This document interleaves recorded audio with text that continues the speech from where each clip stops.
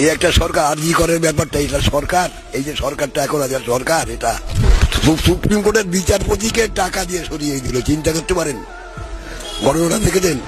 আচ্ছা, আপনি দাঁড়িয়ে আছেন মেরুদণ্ডের উপরে, তো সরকারের মেরুদণ্ড কোনটা? স্বাস্থ্য, শিক্ষা, অর্থ। তিনটে মন্ত্রী জেলে ছিল, কি সুন্দর চলছে সরকার। থাকবে না এ, বদল চাইছে আজকে হোক আর কালকে, এ থাকবে না। আর তৃণমূল বলে কোনো পার্টি থাকবে না, তৃণমূল বলে পার্টি থাকবে না। আমার যদি মারতে চায় কেউ মারতে পারে, আমাকে বলতে ভয় পান, আমায় বলতে ভয় পায় না।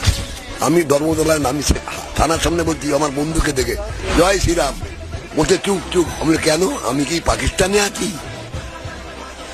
কেন বলছে না, মিডিয়া বলো, মিডিয়া বলো, কি হয়েছে রে? এ তোদের জন্যই তো আজকে এই অবস্থায়। আমি বার্ধক্য ভাতা পাই 1000 টাকা, ওটা আমার প্রাপ্য, ওটা সরকার দেয় না, ইনি দেন না, ওটা মোদি। চালটা কে দেয়? চালটা কে দেয়? দাঁড়ান, চালটা কে দেয়? চালটা কে দেয়? মোদি।